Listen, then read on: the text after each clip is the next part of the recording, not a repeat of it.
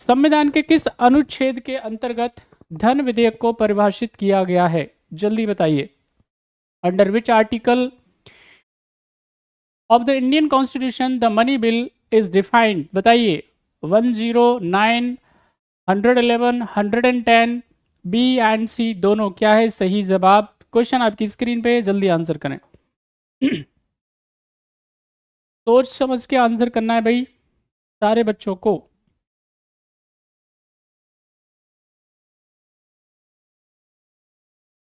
बहुत बढ़िया, very good, nice. चलो अब जिन्होंने भी आंसर दे दिया है तो हम पढ़ते हैं। सवाल है आपसे, संविधान के किस अनुच्छेद के अंतर्गत धन विधेयक को परिभाषित किया गया है?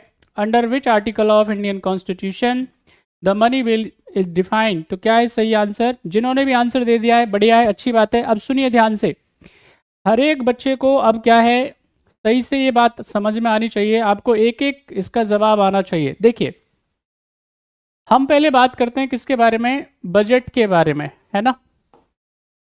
सबसे पहले आपको पता होना चाहिए बजट किसे कहेंगे। तो बजट की जब बात करी जाती है, चर्चा करी जाती है, तो कॉन्स्टिट्यूशन ऑफ इंडिया के अंदर एक आर्टिकल है, उसका नाम है आर्टिकल 112, अनुच्छेद 112। बजट है क्या? बेसिकली सामान्य अगर मैं बात करूं, गवर्नमेंट के हिसाब से बात करूं उसको, तो बजट क्या है? एस्टिमेटेड इनकम और एक्सपेंडिचर का लेखा जोखा। यानी हमारे पास में क्या है? अनुमानित आय और अनुमानित व्यय का लेखा जोखा जो होता है, एस्टिमेटेड इनकम और उसका एक्सपेंडिचर का जो डिटेल होगा, लेखा जोखा होगा, हम उसको क्या कहेंगे? उसको बजट कहेंगे। अब यहाँ पे ये जो शब्द है बजट जो है वो हमारे कॉन्स्टिट्यूशन में शामिल नहीं है, मेंशन नहीं है। बजट जो है वो परंपरा में बन गया है, संविधान में इसके बारे में कुछ भी कहीं पे भी कोई उपबंध आपको दिखाई नहीं देता है। यहाँ पे एक टर्म दिखाई देगा, उसको बोलते हैं आप एनुअल फाइनेंशियल स्टेटमेंट। यहाँ पे आर्टिकल जो 112 की बात कर रहे हैं हम, उसमें क्या है? एनुअल फाइनेंशियल और इसमें स्टेटमेंट ये दे करके रखा हुआ है। एनुअल फाइनेंशियल स्टेटमेंट है यानी वार्षिक वित्तीय विवरण की बारे में बात की गई है। क्या होगा? सरकार जो है गवर्नमेंट क्या करेगी? हर साल अपना वार्षिक वित्तीय विवरण, एनुअल फाइनेंशियल स्टेटमेंट क्या करेगी? लोकसभा की पटल पे रखेगी, यानी कि संसद में उसको रखेगी डिस्कशन के लिए, उस पर चर्चा की जाएगी, उस पर बातचीत की जाएगी। उसको क्या बोलते हैं? Annual financial statement. उसको क्या बोलते हैं हम लोग? वार्षिक वित्तीय विवरण। और सामान्य अगर भाषा की बात करी जाए, ऑर्डिनरी अगर हम लैंग्वेज में बात करें, सामान्य व्यक्तियों की तरह बात करें, तो उसको बोलते हैं बजट। याद रखना है बजट मूल संविधान में नहीं है। बजट किस में है? ट्रेडिशन में है, परंपरा में। ऐसे ही सामान्य भाषा में आप इसको बजट बोल देते हैं। एक्चुअली में ये शब्द नहीं है। एक्चुअली में क्या है? आर्टिकल 112 के अंदर 112 में क्या है? एनुअल फाइनेंशियल स्टेटमेंट दे करके रखा गया है, जो आप सब बच्चों को पता होना चाहिए। अब यहाँ पे आपको समझिए, जब हम बात करते हैं किसके बारे में? बजट के बारे में, तो इसके टाइप जरूर पता होने चाहिए आपको। यहां से सवाल पूछा जाता है, हर एक बच्चे को अच्छे से पता होना चाहिए कि भाई बजट के टाइप क्या होते हैं। यहाँ पे आप सब बच्चों ने सुन लिया होगा, हर एक बच्चों के अच्छे से जानकारी होगी कि भाई ये जो बजट पेश किया गया है वो एंटरिम बजट है। यानी कि जो कल को 1 फरवरी को जो क्या किया गया है, बजट पेश किया गया है, वो क्या है? उसको बोला गया है एंटरिम बजट, उसको अंतरिम बजट कहा गया है। अब यहाँ पे बजट का एक्चुअली में मतलब क्या है ये पता होना चाहिए आपको, जो हमने बताया आपको। अब बजट के थोड़ा टाइप देख लेते हैं। यहाँ पे जब आप बजट के टाइप की बात करेंगे तो बजट के कितने प्रकार होते हैं ये आपको अच्छे से जानकारी होनी चाहिए। तो यहाँ पे क्या है, हम लोग बात करते हैं किसके बारे में? Types of budget.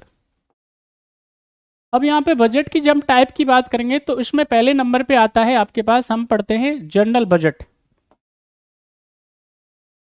अब ये जनरल बजट क्या होता है?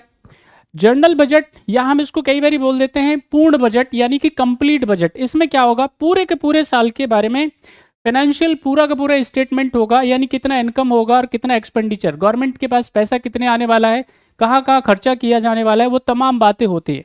किन किन जो चीज़ें हैं, यानी डायरेक्ट टैक्स हैं तो उन पर कितना टैक्स बढ़ाया गया है, इनडायरेक्ट टैक्सेज है तो उसमें क्या चेंज किया गया, तमाम बातें क्या है इस जनरल बजट में शामिल करी जाती हैं।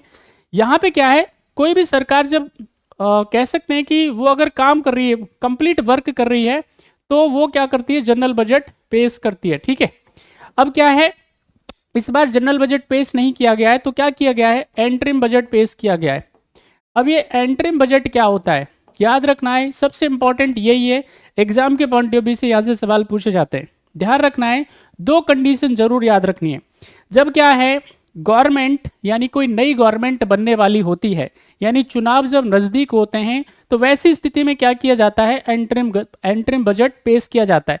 यानी कि ये गवर्नमेंट की जो तुरंत की जरूरतें होती हैं, एट ए टाइम की जो नीड होती है, उनको फुलफिल करने के लिए, उनकी पूर्ति करने के लिए एंटरिम बजट पेश किया जाता है।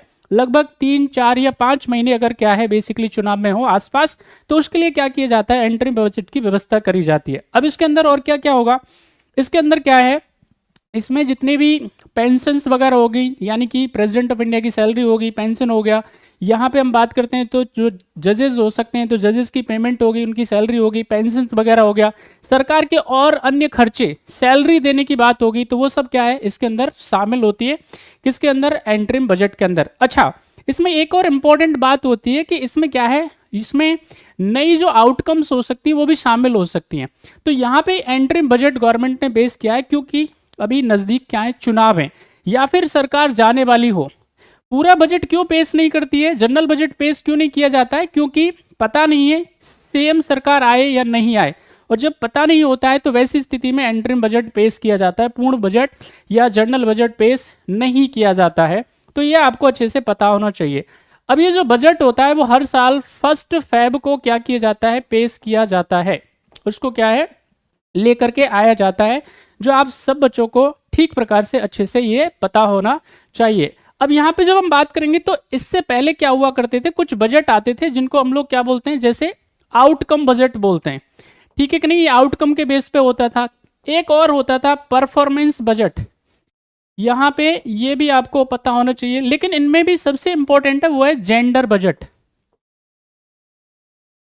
ये जो जेंडर बजट है ये जरूर आपको याद होना चाहिए। आउटकम बजट याद ना रहे, परफॉर्मेंस बजट याद ना रहे, कोई बात नहीं चलेगा, लेकिन जेंडर बजट जरूर याद होना चाहिए।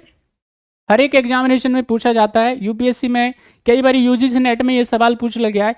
यानी यहाँ पे क्या है, इस बार के बजट में विशेष ध्यान दिया गया है महिलाओं के ऊपर, बच्चों के ऊपर। तो याद रखना है, जब टोटल बजट का 1/3 अमाउंट अगर मान लेते हैं महिला और बच्चों से संबंधित स्कीमों पे खर्च किया जाता है, scheme related to women and children, तो उसको बोलते हैं जेंडर बजट। यानी लगभग कितना, 1/3 अमाउंट टोटल बजट की अगर हम बात करेंगे, लेट्स से लगभग अनुमानित अगर मैं बजट की बात करूं तो लगभग 55 लाख करोड़ रुपए का बजट है, और 55 लाख करोड़ रुपए का अगर ये बजट है तो इसमें क्या है, 1/3 जो अमाउंट है वो खर्चा किया जाएगा किसके ऊपर, महिला और बच्चों से संबंधित स्कीमों पे, तो उसको क्या बोलते हैं, जेंडर बजट बोलते हैं। तो ये क्या है, कुछ बजट के टाइप हैं जो आपको अच्छे से पता होने चाहिए हर एक बच्चे को। अच्छा, अलग अलग जगह पे और भी इसके बारे में बताया गया है, लेकिन ये खास है, इंपॉर्टेंट है, जो आपको अच्छे से पता होना चाहिए। अब हम आते हैं हमारे मेन सवाल पे, मेन क्वेश्चन पे। क्वेश्चन कह के रखा है, क्वेश्चन कह रहा है संविधान के किस आर्टिकल में, अनुच्छेद में धन विधेयक के बारे में बात करी गई है। तो देखिए यहाँ पे जब हम बात करते हैं आर्टिकल 110 के बारे में, तो 110 में क्या है, डेफिनेशन ऑफ मनी बिल की बात की गई है, धन विधेयक की बात की गई है। तो धन विधेयक का मतलब क्या होता है, किसको धन विधेयक कहा जाएगा। गवर्नमेंट ऑफ इंडिया अगर कोई भी टैक्स लगाती है, किसी भी टैक्स को ऑल्टर करती है, कम या ज़्यादा करती है, यानी कि कोई टैक्स हटाती है या नया टैक्स कोई इम्पोज करती है, इसके अलावा की अगर हम बात करेंगे तो इसमें और कुछ शामिल क्या हो सकता है, विड्रॉल ऑफ मनी हो सकता है, यानी अप्रोप्रिएशन ऑफ मनी हो सकता है, कंसोलिडेटेड फंड ऑफ इंडिया में पैसा डालना है, उसमें से पैसा निकालना हो सकता है, कंटिजेंसी फंड से पैसा निकालना है, उसमें डालना हो सकता है। यानी कि ये तमाम चीज़ें जो होती हैं वो किसके शामिल होती हैं, ये शामिल होती हैं डेफिनेशन में, मनी बिल की में, धन विधेयक की परिभाषा में, और वो दे करके रखी हुई किसके अंदर, यहाँ पे आर्टिकल 110 के अंदर। यहाँ पे इसकी प्रक्रिया दे करके रखी हुई है, प्रोसेस 109 के अंदर, और यहाँ पे असेंट दे करके रखा हुआ है। यहाँ पे जब हम बात करेंगे तो क्या देकर रखा हुआ है, असेंट, यानी प्रेसिडेंट ऑफ इंडिया किस बिल को परमिशन देंगे और किस बिल को परमिशन नहीं देंगे। एग्जाम्पल के तौर पे अगर मैं बात करूं, जैसे मनी बिल की बात कर रहे हैं हम लोग, तो मनी बिल के केस में प्रेसिडेंट ऑफ इंडिया के पास में क्या शक्तियां हैं, उनके पास पावर क्या होती हैं। तो प्रेसिडेंट ऑफ इंडिया क्या कर सकते हैं, मनी बिल को परमिशन दे सकते हैं, यानी उसको यस कर सकते हैं या परमिशन देने से मना कर सकते हैं। अगर परमिशन देने से मना करते हैं तो वैसी स्थिति में क्या होगा, प्राइम मिनिस्टर मॉरलिटी के बेस पे क्या करेंगे, अपना रेजिग्नेशन प्रेसिडेंट ऑफ इंडिया को सौंप देंगे। तो ये क्या है, किसके बारे में ही, ये है धन विधेयक के बारे में, यानी मनी बिल के बारे में। आई होप आप सारे बच्चों की बात समझ में आ गई होगी, जिनको नहीं आई है कमेंट करके पूछ लीजिएगा। फिलहाल इसका आंसर जो हो जाएगा 110, C is the right answer. Next question आपकी स्क्रीन पे, क्वेश्चन नंबर 2 का जवाब दीजिए। क्वेश्चन को ध्यान से सुनेंगे सारे बच्चे और फिर जवाब करेंगे। स्वागत है आप सबका भाई, सोनाली जी स्वागत है आपका, मधु जी, इमामुद्दीन साहब, सिमरन और मंजू जी, सबका स्वागत है भाई। चलिए सारे बच्चे आंसर करें, क्या है सही जवाब क्वेश्चन नंबर 2 का, फटाफट आंसर करें। क्वेश्चन को ध्यान से सुनिए और फिर उसके बाद रिप्लाई करिए।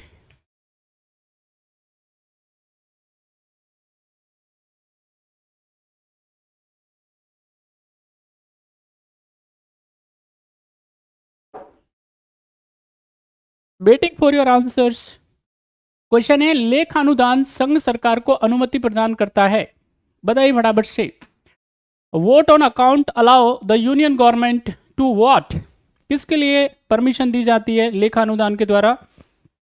सार्वजनिक ऋण लेने के लिए, भारतीय रिजर्व बैंक से धन उधार लेने के लिए, राज्यों को अनुदान प्रदान करने के लिए, निश्चित अवधि के लिए भारत की संचित निधि से धन निकालने के लिए। क्या है सही आंसर? आपको बताना है वोट एंड अकाउंट।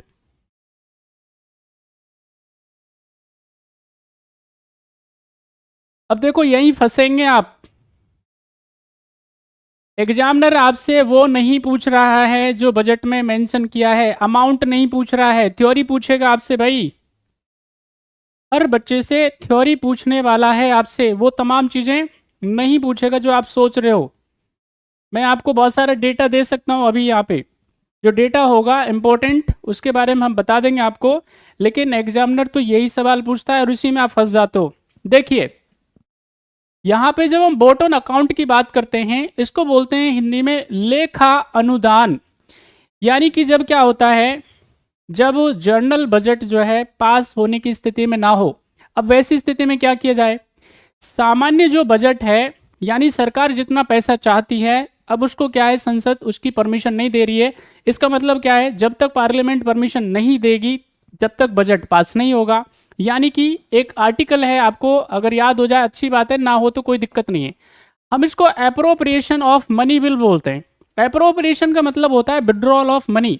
जिस प्रकार से आप किसी एटीएम से पैसा निकालते हो ना, इसी प्रकार से क्या है, संचित निधि से, कंसोलिडेटेड फंड ऑफ इंडिया से अगर भारत सरकार को पैसा चाहिए तो उसको क्या करना पड़ेगा, appropriation of money bill pass करना पड़ेगा।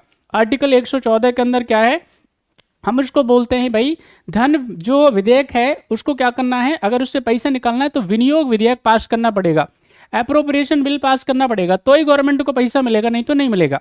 अब कई बार क्या होता है, बहुत सारी समस्याएं होती हैं, गवर्नमेंट क्या है बजट पास नहीं करवा पाती है, बिल पास नहीं करवा पाती है, तो वैसी स्थिति में काम कैसे करें, बिना पैसे के गवर्नमेंट काम एक भी दिन नहीं कर पाएगी।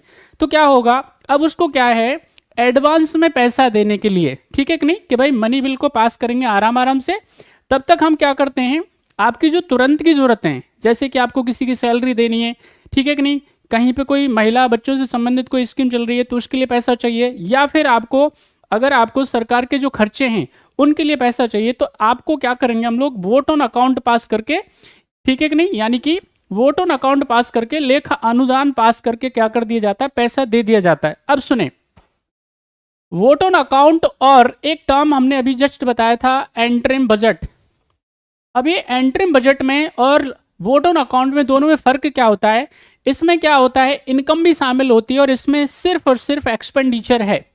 वोट ऑन अकाउंट में क्या है, केवल और केवल एक्सपेंडिचर है, उसका व्यय पक्ष को ये शामिल करता है, जबकि एंट्रिम बजट की जब बात करी जाती है इसमें इनकम भी शामिल होती है। दोनों में अंतर अच्छे से समझ लीजिएगा, गलती नहीं होनी चाहिए। तो इसका जो सही आंसर है वो क्या है, डी है।